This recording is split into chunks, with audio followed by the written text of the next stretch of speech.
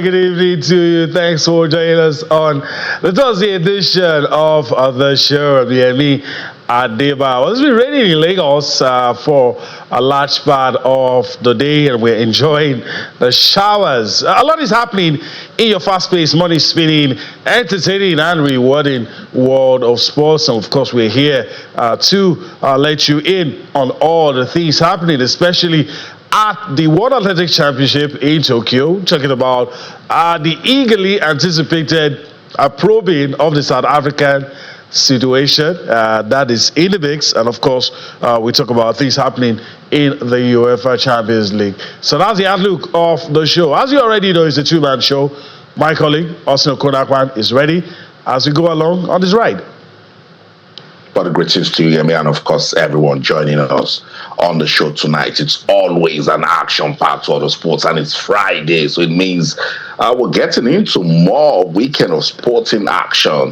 The UEFA Champions League all over Europe, getting us to talk. We'll talk about it on the show. The World Athletics Championship, what a story, what a race we saw today in women's 400 meters. Wow, that one got me screaming, and of course it gave us a record that we will talk about on the show tonight. The World Athletics Championship, can Ezekiel, Nathaniel get us talking tomorrow in the men's 400 meters hurdles? Looking forward to that. There's the Nigeria Premier Football League, there's the English Premier League, so much to talk about here. If you're ready, let's go.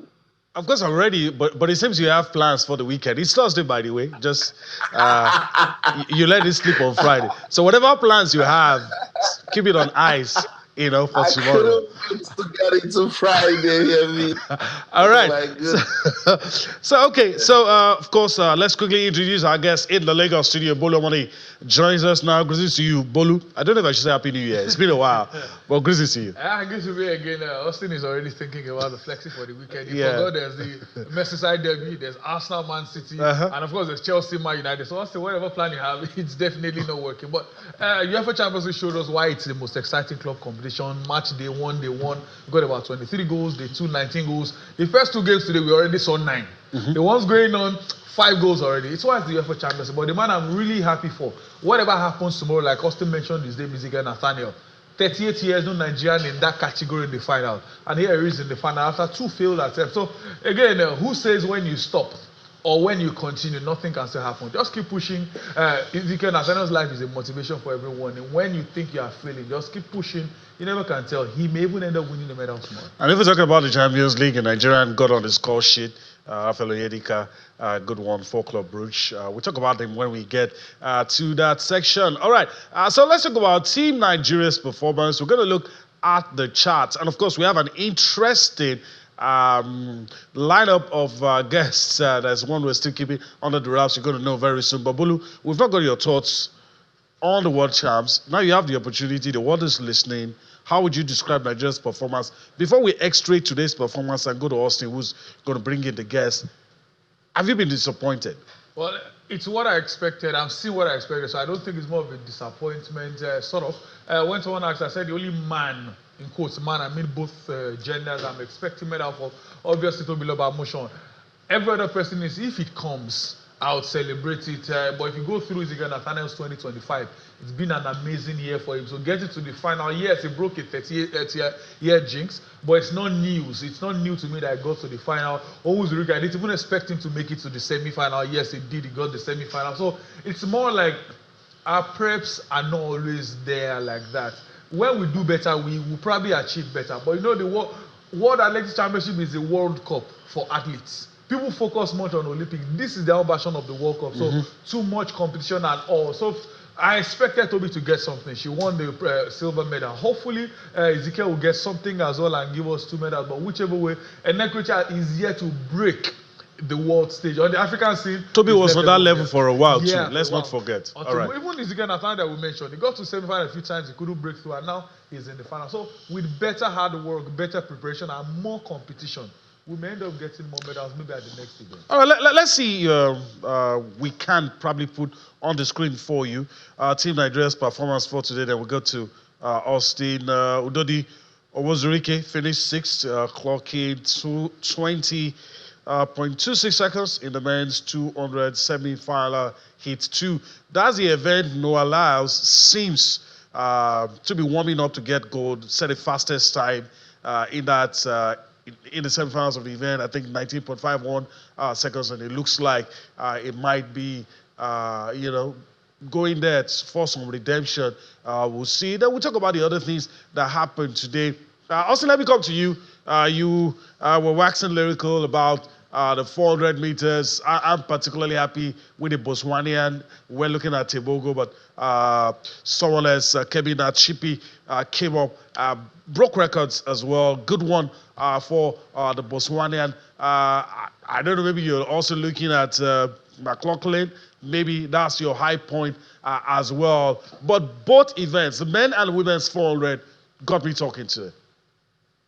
Absolutely, and for Botswana, what a story. We can actually, go look at their story and see why we must build back home. I think about 8 homegrown talents already showing promise for Botswana, and I was just talking about it like 6-7 years ago. We weren't even talking about them this much on the tracks. But look at what they are doing now.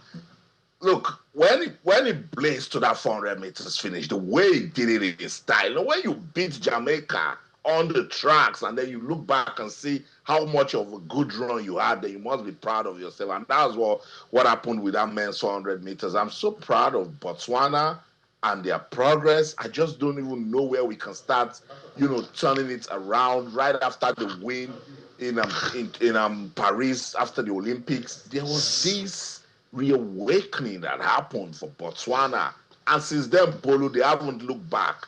Look at Botswana in the 400 meters, 2 homegrown talents with medals. Bolu, we must have some lessons to learn from Botswana. Don't you agree?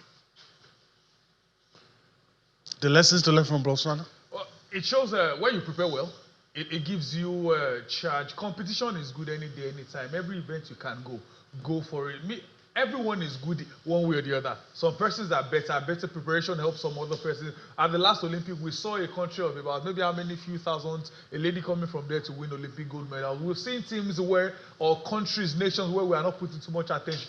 Come home. The problem in AFN alone is enough for no athletes in Nigeria to represent. So we need to put our house in order. I say it any day, anytime. Talent is never a challenge in Nigeria. We have more than enough of this talent. But we just lack proper preparation. We lack proper planning.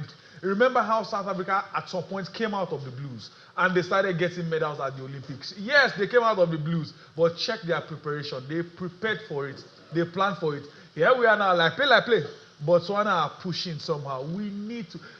The 90s, I think even before then, you will call Alexis on the African scene. You can't call 2 nations, you will call Nigeria. What happened? The talents are still there. It is how we are harnessing them. Many of our athletes have gone to represent other countries. I remember when I saw the Asian Games, I saw a few Nigerians representing different countries, Bahrain and the likes, and some of them won medals. Imagine those guys competing for us. If someone like Favour Philly wins gold medal at maybe a national event, we'll now be like, oh, now our girl, no, she was your girl, you lost her. So we need to look at these nations that are doing things rightly. It's not every time we just travel alone for flex. We need to, if it means walking up to them, give us a manual. We need to work. We have talent. We are just not working. Let me just quickly say this before I digress. I remember Daniel Passerella, coach of Argentina in '95, was quoted as asking Shuaib Abodu, then coach of the Super Eagles, when they met at the tournament, I think it was Riyadh, 1995, they won the Continental Champions go to,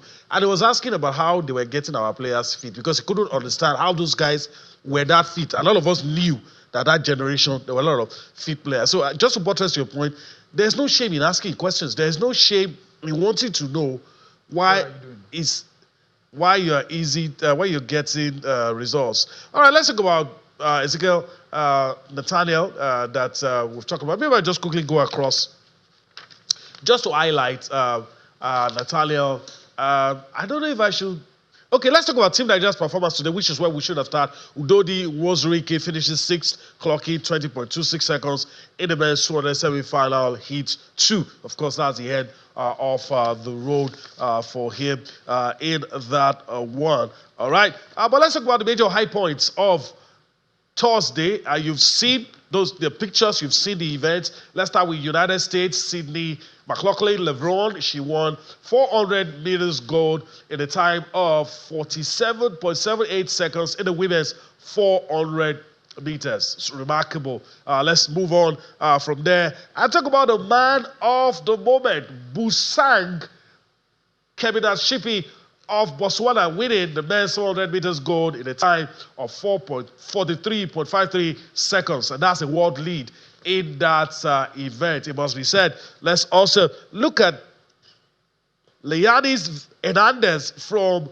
Cuba. She won the women's triple jump gold with a jump of 14.94 meters. Let's also talk about a guy from Trinidad, Trinidadian Keishon Walcott, winning the men's javelin gold with a throw of 88.16 meters, and it is a season's best in that event. So, Austin, those are the major high points of today. I'm hoping I'll be here tomorrow mentioning a Nigerian. Let's also look at the table.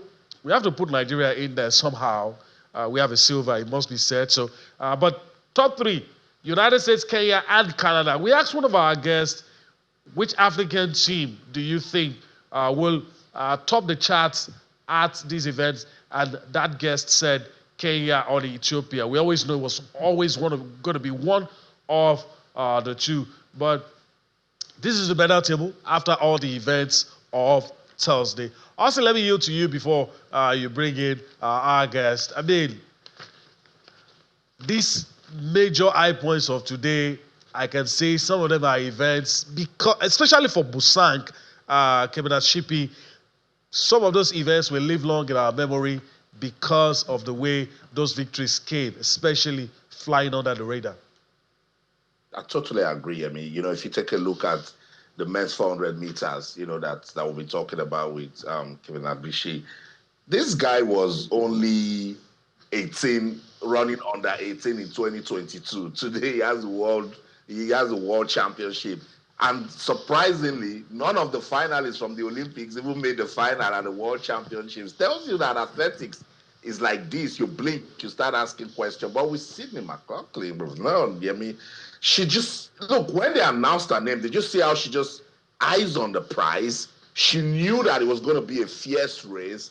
She had her competitors right behind her. I was rooting for Salwa to go all the way for obvious reasons. She is proudly Nigerian. I went and switched allegiance to Bahrain. And then Sydney McLaughlin she gave us a record-breaking race. I think the second best time in that event ever. I like it here, maybe because we can use these stories to, motivate the younger generation, particularly Africa. And in Nigeria, we can look at it and see the positives, that countries are doing just enough to get the world to talk about them, to respect them. Thank goodness we have Toby who has put our name on the medal table. But there are still positives. Koinsola Ajayi, made record for the first time after 18 years. We got a man in the men's 100 meters final. We can consolidate on that. Nathaniel Ezekiel has broken Area Mike's record. I remember every time I used to speak to Area Mike back in the day, he would say, thank goodness his record is still there. 38-year-old record. Ezekiel Nathaniel smashed it. And I've been looking at him, and remember when we're talking about athletes that can, do the magic for us, I mentioned that Ezekiel Nathaniel is one of the prospects that I'm looking at. And Lillian also talked about it. By the way, we were expecting Lillian, but for time difference in Tokyo, I think she's finding it difficult to log on to the show. But when she does, we'll definitely have that conversation with her. Lillian Okole, she's with the Inside Lane, and she's been, providing us interviews from Tokyo. And Ezekiel Nathaniel is staying focused. Right after that semi-final race, he ran for 7.47 seconds. I mean, he said he's now stronger. He now feels relaxed. He has more techniques. And is faster. If we run from lane 6 tomorrow, which I think is a very good lane, let's stay hopeful. And just as Zolu said, another message that we can hold on to, that in our world of sports, impossible is nothing. Eugene, Oregon, he didn't make it to the final, crashed out in the semis. In Budapest, the same thing. Now he's in the final. and is in before the crown. It's just for him to pick it up and put it on his head. So let's wish him all the best. Today gave us fireworks. For us, tomorrow should give us something that we can look up, and then we see the stars. Bolu, Ezekiel Nathaniel is the only Nigerian that will compete tomorrow, so we're rooting for him 100%. I want you to talk about that, but let's listen to him right after his semi-final race. He spoke to Lily and he said, look, I'm faster, I'm stronger, and I'm ready to go. I mean, first of all, I would like to give thanks to God. And this actually means a lot to me because it's something that I have actually been looking up to since 2022. Eugene, Oregon, is it 2023, Budapest, and now, and making it to the finals and be like one of the top ranking in the world. It feels pretty amazing, and it just feels like I'm really proud of myself, and I really appreciate my effort and everything I've been doing the whole year.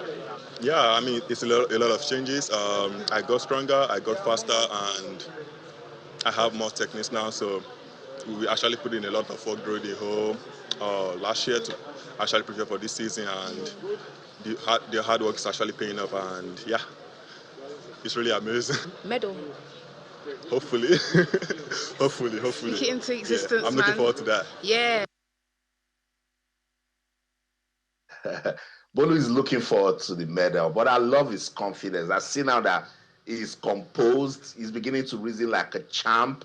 He's got a personal best, I think, 47.31 seconds. He gave us 47.47 in the semis. He needs to get better if he wants to be on the podium, Bolu. Like I said earlier, the first thing is now he's done better than he's ever done in his life. Whatever happens now, he will tell you, okay, I got one better. But people will tell you, why not go to the next step? He got the best time in the semi-final. I thought he probably could have got maybe lane 4, but 6 is still not bad. The wings are the one people are always scared of. But it's in the middle right now. If he produces a better performance than what we saw in the semi-final, we can be talking about Ezekiel Nathaniel on the podium.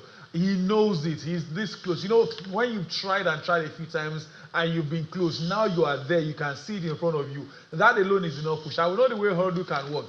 He may not even produce a better time than the semi-final, and he can still end up winning, depending on how others perform. Yeah. I wish him all the very best in that final. Hopefully, just beside Tobiloba Musho, he can also pick up something.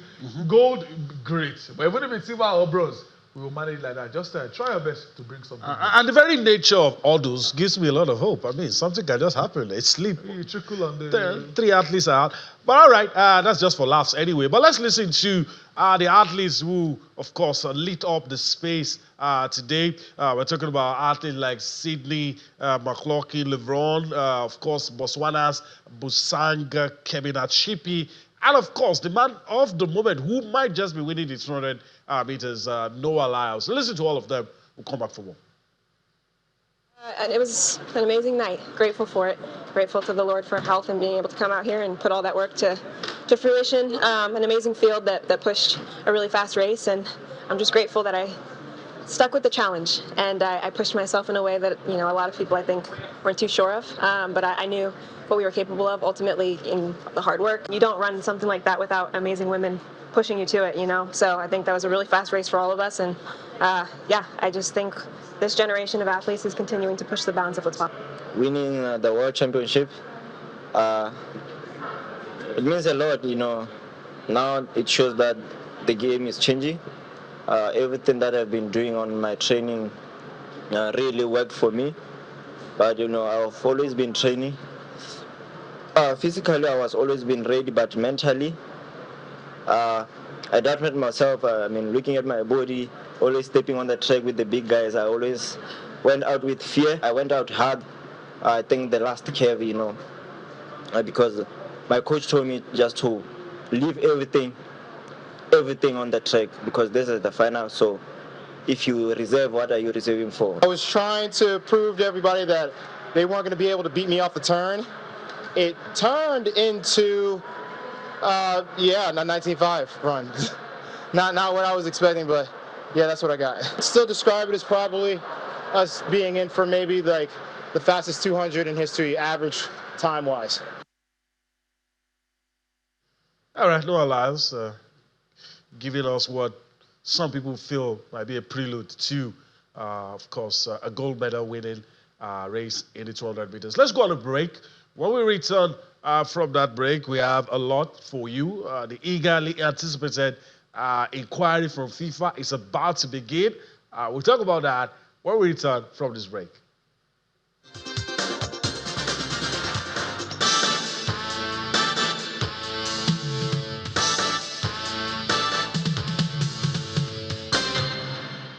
All right, welcome back. Well, it's time to address the elephant in the room. It's been a hot potato. A lot of people asking questions. When will the decision be made? And now FIFA, once more governing body FIFA has started an inquiry, and of course they have asked South Africa questions. The disciplinary proceedings will begin, of course, and of course, a letter of inquiry already written, and SAFA has a few days to respond. So let me go to Austin. I'm having a chat with Bolu, so I already know what Bolu is going to say. But let me go to Austin. I don't know. I don't really know the rules behind these things, because sometimes we have to be honest so that we don't lead people to speculate or we don't heat up matters. But how do you think FIFA has handled this? Do you think it has been handled well? No, FIFA has been so unfair to Nigeria. It might be our own leadership problems. Maybe we weren't proactive enough, but I'm so disappointed with FIFA. I feel so ashamed of the principles, governing FIFA's disciplinary committee. I'm trying so hard, because this is an international TV station, and people watching might just say, oh, maybe because it's Nigeria. No. Lesotho and South Africa, that player eligibility breach, Tebogo Mokena, was fielded in March. Yemi, Bolu, walk with me. In March. Now, FIFA's disciplinary committee and the different judicial bodies, they sat in April, in May, in June, and they released verdicts in June, updated it August 26. I was practically living on that page. So I can even tell you all the cases and the incidents and the fines and penalties and whatever that they gave. Now, different narratives started flying. Oh, Lesotho didn't query. Oh, if you don't query after 1 week, FIFA will not do anything about it. Beautiful nonsense. Because FIFA's rule says that even if the opposing team does not query, player eligibility breach is a terrible crime in football. And if you check very well, it's Africa that does this thing, because we are terrible at keeping records. But FIFA knows these things. It's a qualifying window. So this is what I think played out. I interviewed Shehu Diko in London right after the Unity Cup. That was in June. I think June 1st. Walk with me. South Africa did this breach in March. And then I reminded him, what are we doing about this thing? Oh, it's FIFA. Rules are rules. They will this. It's a lie. Somewhere, somehow, Patrice Motsepe and his team, they just wanted Nigeria to first place South Africa. Upon the case. They stalled it for as long as they could to actually, and look, we were not even pushing the way Benin Republic was pushing. Benin Republic, it was pushing FIFA. Let us know the stance where we are with this South Africa's breach. Because there's something it does to the game. There's something it does to the table. Psychologically, the players will understand that now you have docked 3 points off South Africa. This is what we are chasing. But now, if they take 3 points off South Africa, they're still sitting gallantly on that Group C table. Bola, I don't know how you see this, but this is, again, a clear reminder to Nigeria that we must sit up and be part of this international football politics and get men who will get in there and protect our interests. Don't you agree? Well, I don't even know where to start from. There are too many conversations around this drama. But Nigeria, last season, shooting stars in the President's Federations Cup, played ineligible players. Immediately after, they were taken off the next round. That's Nigeria that we know how we delay in conversations. They took our shooting stars from the next round immediately. They didn't wait for, let's wait 2 years, let's wait months. Then let me go to where Austin started from. When people say complain, it even makes absolute, so that means if a player got a red card and we decide to field him in the next game, we have to wait. Since the opposition didn't complain, FIFA will keep quiet, then we can start playing. It makes absolutely no sense. So on that one, all those talks, let FIFA come, FIFA are very wrong on that one without any doubt. So if this sanction was done earlier than now, like Austin Riley mentioned, it has a way of affecting psychologically. You would have seen players' reactions. You have seen even reactions from the teams playing against South Africa. But everyone has been quiet and looking. What messed up the whole thing was the last cases they released, nothing about South Africa. Some of those incidents happened after the South Africa game in March. Everyone kept quiet. After now, it's somewhat useless now. Let's break it down for those having hope. Nigeria are not going to the World Cup. That one is not even in the conversation. The only way Nigeria will go to the World Cup is after docking South Africa 3 points. South Africa must lose 2 games and Nigeria must win 2. So Bolu, Nigeria out of interesting. the conversation. Our producer has put something together which is in the same line with what Bolu is saying. So I'll just go across now and read it. Then Bolu will continue with his conversation, and maybe for us to do our jobs as journalists and so that the viewers do not get too excited about what has happened. FIFA has somehow, we know we're journalists and we should not be involved in conspiracy theories, but I'm at a loss as to why FIFA allowed Nigeria and South Africa play that game before this happened. But based on it, this is the fallout. If South Africa are found guilty, of course they will be found guilty because it's obvious that the player in question, Teboho Mokoena, was fielded. Group C table will be reshaped in Nigeria's favor. Bolu does not agree with this. Benin Republic will move level with South Africa on 14 points, though Bafana will hold a slender goal difference edge of +5 to Benin Republic's 4. But the kicker is what Bolu has said. Even with this, South Africa's Bafana will have to lose 2 matches. Nigeria will have to win 2 matches. Or simply put, South Africa will have to lose 1 and draw 1. I don't see that happening, but then again, if there's a mathematical chance, you have to talk about it, and that's why we're talking about it. Bolu, is this mathematics worth talking about? Well, they'll tell you if it's possible, anything can happen, but people are forgetting something. South Africa's last 2 matches, yes, home and away, but both games will be played in South Africa. They're not losing those 2 games. Although we hear Zimbabwe will play now in Botswana. They are still going to lose. Because it's still the same. When we're discussing of it, these guys have not been to South Africa World Cup for a bit. Now they have a chance. It's in front of them.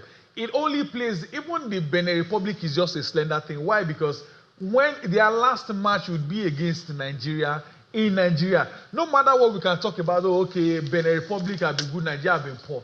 Do you know how crazy to be losing home and away to Benin Republic? So it's still, everything still plays in the hands of South. Like Austin, if this sanction was done way before now, it would have been easier, but unfortunately it's coming at a time where it feels like it's too late. But again, if it's possible, it's still possible. If it's possible, it's possible. All right, the concluding part of the information that we put out, FIFA officially opens disciplinary proceedings against the South African Football Association, SAFA, and Bafana midfielder Teboho Mokoena. Mokoena was fielded while under suspension in the 2026 FIFA World Cup qualifier, which South Africa won 2-0 against Lesotho on 21st of March in Polokwane. You understand? So, these are the 20-year-old midfielder had accumulated 2 yellow cards in earlier qualifiers, first against Benin in November 2023, and then against Zimbabwe in June 2024, which under FIFA rules triggered a 1-match ban. We're showing you the lead-up to all of these things.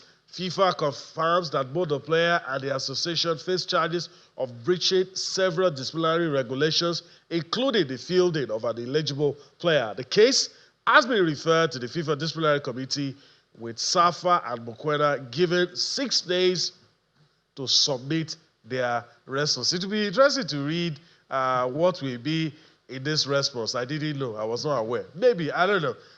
But it's going to be very interesting. Why is FIFA Yemi, why is FIFA even asking South Africa for a response? For a slam dunk case.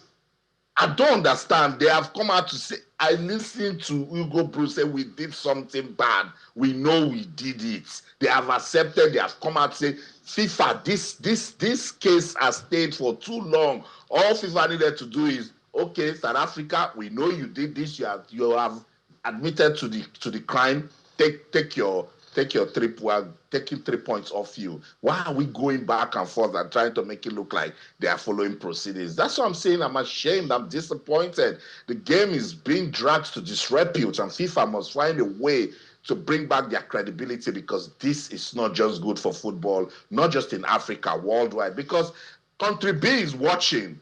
And some way, somehow, now they do this thing, and if FIFA wants to raise their head to prove that they are in charge, they're going to ask questions, because we saw the way this whole thing played. You can tell that it was just a game of, movements. Let's see how the table will be after match day 8, and then we'll launch something. If Nigeria had beaten South Africa in Bloemfontein, they probably will push this thing till the end of the qualifiers and say to Nigeria, how can you remember when we docked your 3 points against Algeria? It took almost 1 year. But then we didn't have this kind of long qualifiers. It wasn't 10 teams that would go represent Africa at the FIFA World Cup. So that's why this whole thing just got me. Yes, the NFF will say they did just enough. They wrote to FIFA, but they should have pressed enough. When FIFA's judicial bodies were busy, that's when we should have, call a world press conference and address the issue.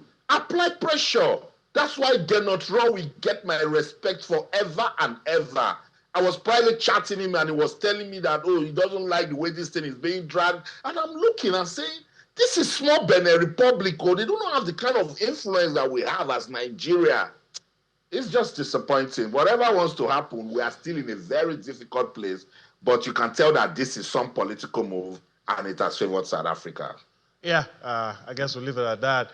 South Africans will tell you 4 years ago they were robbed by the Ghanaians.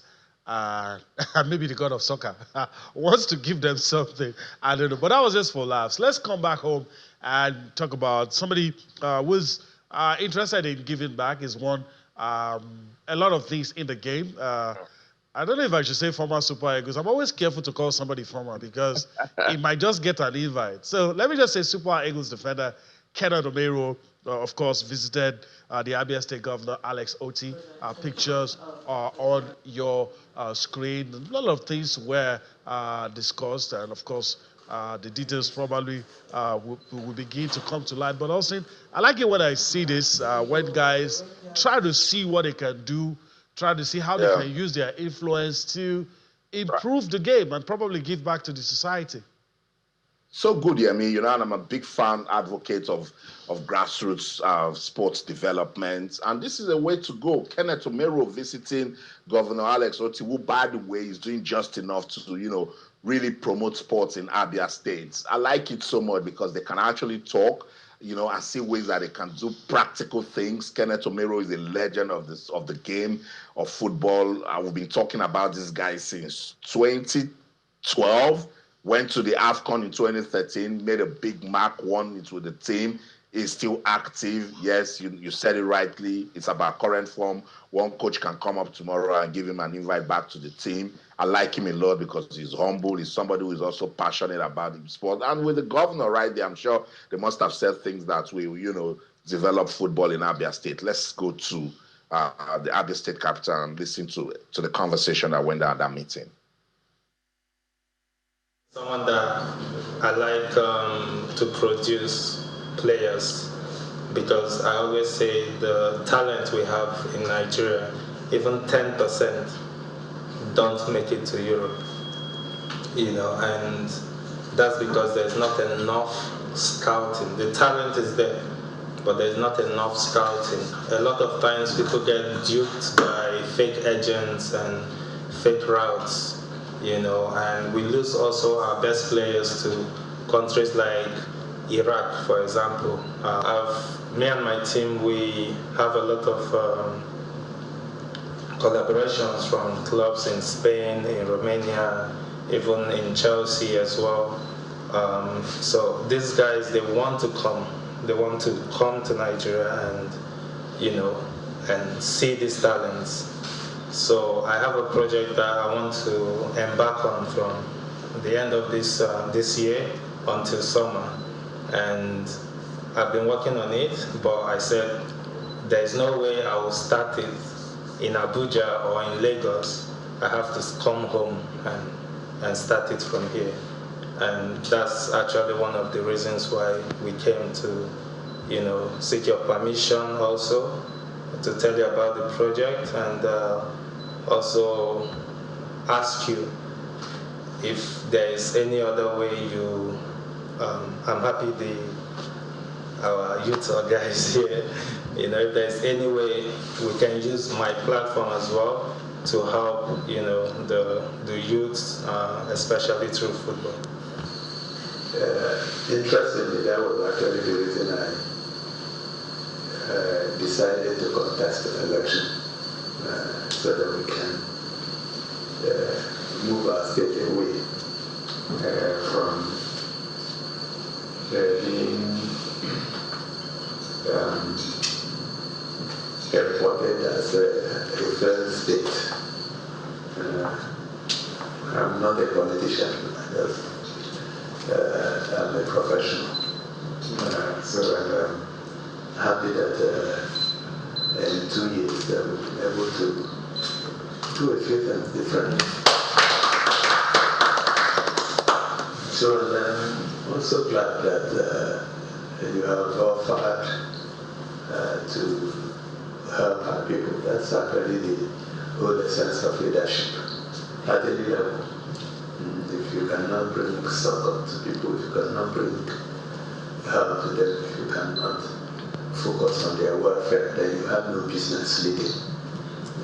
And so we'll partner with you, work with you to ensure that you succeed. That's it. Super Eagles defender Kenneth Omiro and the governor of Abia State, Governor Alex Oti. I like it so much, Bolu. Let's just wrap it up in 1 minute. You see, he said that instead of going to Lagos or Abuja, he chose to go back home, and that's a good place to start. Well, I thought I was the only one who heard that part. Most people, many people, give back is always Lagos, and they are talented. But in fact, in terms of football, abandon Lagos, go to the villages, the rural areas, you'll be shocked at the talent you see. So I like that he's gone back, and if we check Governor Oti's precedents in terms of sports, he's focused on sports. He wants the sports to grow. So I think it's more like a win-win. Someone wants the sport in the state to grow, and there's a player who decides, let me give back home. I just wish them all the best. I hope it works out well for them. I'm sure even one person at least gets out of Abia and become a world star. Omiro would definitely be remembered for what he's done. All right, all right. Well, the home stretch, probably have a few minutes before we end it. Let's talk about the CAF Champions League. I'll go across now, talk about it. Tomorrow, you have the qualification stage for the money-spinning CAF Champions League. You have the club from Congo. Rivers have touched down, and we'll be playing these fixtures tomorrow in the RC. They'll be up against Alice de Congo. And, of course, we'll be expecting that they make it through to the stage. Bolu, just a few seconds before we look at the Champions League. Austin is furiously refreshing his tab to tell us what happened. Somehow, I expect that we'll have 2-2 this time. I don't think we even have anyone this time, because I've seen the first round, not fear. The second round is where my fear is from. But here, for example, these guys have not done badly. In recent times, they're like a Remo Stars in the Congolese League. It's from the next round. For example, I was so happy that Remo Stars have won the league, they will qualify. Until I saw that their round 2 will be against Mamelodi Sundowns. I'm worried, I'm scared. But again, it's football, anything can happen. Let them go through first round first. Then from then on, we'll know what will happen in the second round. But I think Rivers United will do well to qualify from this first round. All right. So let's, our final shot on the show. It's going to be about the UEFA Champions League. And Austin will tell us the things happening. Of course, across board, we had 2 matches, of course, that have already been played. Let's quickly see if we can talk about those 2 matches. Club Brugge beating Monaco 4-1. FC Copenhagen playing a 2-2 draw with Leverkusen. But also, what are the things happening right about now? Yeah, I like that result. Club Brugge 4, AS Monaco won. Super Eagles midfielder Ralph Onyedika with the second goal for Club Brugge, and that made it special for the Nigerian fans. It's Eintracht Frankfurt 5, Galatasaray 1. Can you believe it? That game, it's in the 81st minute. I see Manchester City 2, Napoli 0. I know Erling Haaland was part of the goal scorers for City in the second half. This one will shock you. It's Newcastle 0, Barcelona 2. That game is in its 84th minute. And do you know who scored both goals? Marcus Rashford is coming back to England to tell them, see what y'all are missing. So let's see if Newcastle can create any late magic in that game. Sporting Lisbon, 4-0 lead against Kairat Almaty. That game also in the 85th minute. But Bolu, what a story for Barcelona and Marcus Rashford. 2-0 lead right there at St. James's Park. Football and life is just interesting. Rashford criticized by many with his performance so far at Barcelona. Then boom, suddenly he got his first goals. It was against a Premier League side, Newcastle. The stories like this can't be written except in football. Stories like this can't be written. Unfortunately, we're out of time, and of course that's where the cookie crumbles on the show tonight. Austin, we gotta go. Hopefully we'll do this again tomorrow. Yeah, we got to go. I said it was Erling Haaland with the first goal for City, Doku with the second goal. That's the show. In London, I'm Austin Okonakman. Hopefully, I'll be back tomorrow for a proper Friday show. I couldn't wait for it to come. I'm Austin Okonakman, and everything you do, remember, keep talking sports. Bye for now. It's a wrap here in Lagos as well, but a very big thank you to Bolu for being here today. It's always a pleasure coming around. All right. One more edition before the week runs out. Enjoy your day. You see us again tomorrow. I'm Yemi Adebayo. Bye-bye now.